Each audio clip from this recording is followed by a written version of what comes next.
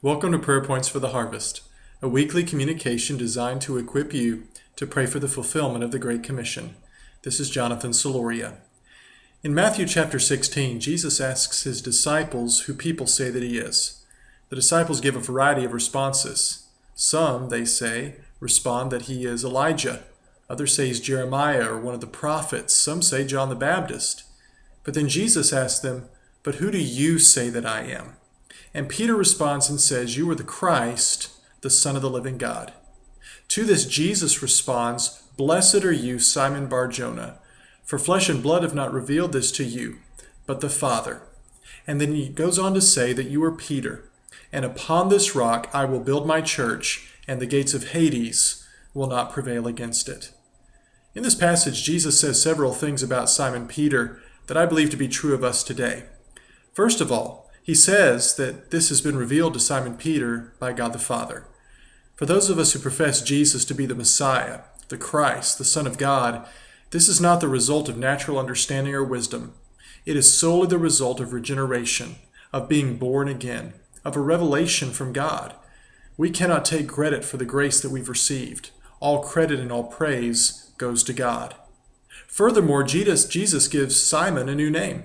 He calls him Peter, a word which is translated rock. Now, if you think about it, Simon Peter was not very much of a rock at this point. Later in Jesus' ministry, when he went to the cross, Simon Peter denied Jesus 3 times and deserted him.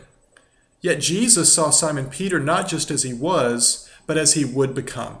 And this is how he sees us. He sees us as we're going to be. And in Scripture, we're called saints. We may not feel very saintly, but in the eyes of God, our salvation is already complete, and he sees us in our finished form. You are a rock, Jesus says, and upon this rock I will build my church. Many have a hard time with this statement, because it seems to be that Jesus is saying that he'll build his church upon Simon Peter. How can this be? Yet in the book of Ephesians chapter 2, we're told that Christ has built his church upon the foundation of the apostles and prophets.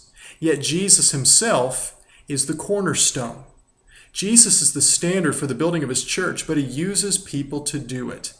Furthermore, in 1 Peter chapter 2, we're told that followers of Christ are living stones, and God is using each of these stones to assemble for himself a beautiful and holy church. God uses us to build up his church, even as he used Simon Peter. And on the basis of who Peter was and was becoming, Jesus says the gates of Hades would not prevail. Now, when it talks about the gates are defensive measures. As Hades, as hell, puts up its defenses to try to keep the church away from its captives, away from its power and influence, they will not prevail. They will not succeed.